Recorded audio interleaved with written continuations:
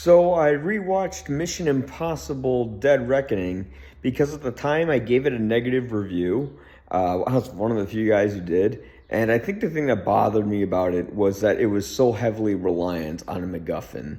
The antagonists to this film, outside of Gabriel, is this AI entity that becomes sentient and it can basically control whatever it wants throughout the entire world. Think of it as our AI betrays us and it flushes our bank accounts, starts hacking into CIA, documents that are classified, like all that kind of stuff.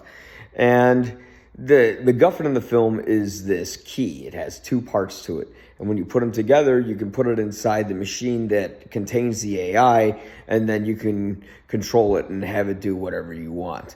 All right, that's a pretty cool concept, except like throughout the whole film, they just talk about the AI and they keep switching out keys between each other, left, right, back and forth. And it's just kind of like, you want a real antagonist that you can grasp onto. And luckily, halfway through the film, they do that with Gabriel. He's someone that did something to Ethan Hunt in his life that made him decide to join the IMF, which is the Impossible Mission Force. The movie's like 2 hours and almost 40 minutes, and the pace is real fast. So it feels like it flies by. And there's some amazing action sequences in it. One sequence that I really like, that was in all the trailers, and I wish they didn't spoil it, is when Ethan's driving off a motorcycle, jumps off a cliff with it, and then parachutes into a train. Except they show that in the trailers, and I ruined that. I hate it when they do that. The supporting cast is great.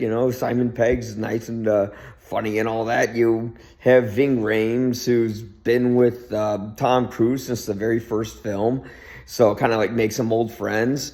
And then the women in the cast are great. You have Haley Atwell, Agent Carter. You might know her as that, but she plays a character named Grace in this film. Vanessa Kirby. She sort of plays this arms dealer. And then Rebecca Ferguson, who you might remember from the previous films, whose career is now like exploded, and she's in Dune and all that.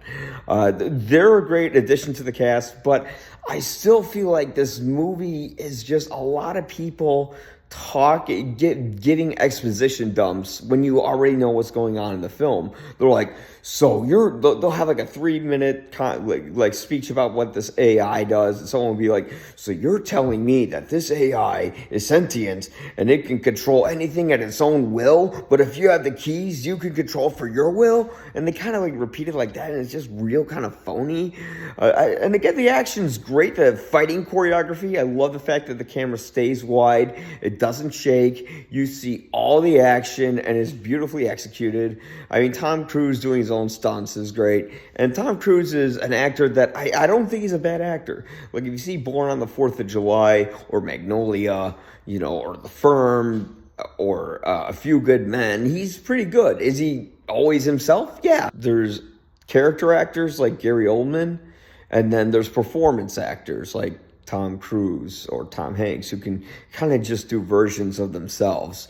But yeah, I mean, the movie's fun, but it's sort of missing a heart. The thing that I loved about the first film is that a terrible thing happens in the beginning, and it kind of like goes into, Ethan's mind, and you get to know a little bit more about him. In this film, you do actually get to know about why Ethan joined the IMF, and how that is a motivator for him to go after the antagonist in the film. But I mean, overall, it's just okay. I think it's way too long, but luckily the pace is so fast, and so many things happen with this MacGuffin that it does hold your attention. But is it like a 3.5 to 4? No. Before I made it a 2 when I initially reviewed it.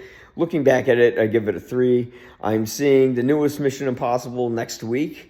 And yeah, I'll let you know what I think of it when I get out of the theater, but it's almost 3 hours, so it's going to be a long one. I forgot to mention, there's one sequence in the film that defies the logic of the first film. At one point in the movie, Ethan is on top of a train and he's standing there, and then there's a bunch of other people standing on the train. Remember in the first one when Ethan was on top of a train? The gravity from the wind of the train moving forward caused him to like have to hold on to it so he doesn't get like flipped in the air. How did they forget that? And then this one, they do what every other movie does. People just stand on trains while they're moving. I don't think you can stand on a train while it's moving. That's just my guess. I think it would be more like the first film, where Ethan is holding on to like each part of the train wherever he can, because if he lets go, he's going to go, she's going to fly off of it. How'd they forget that?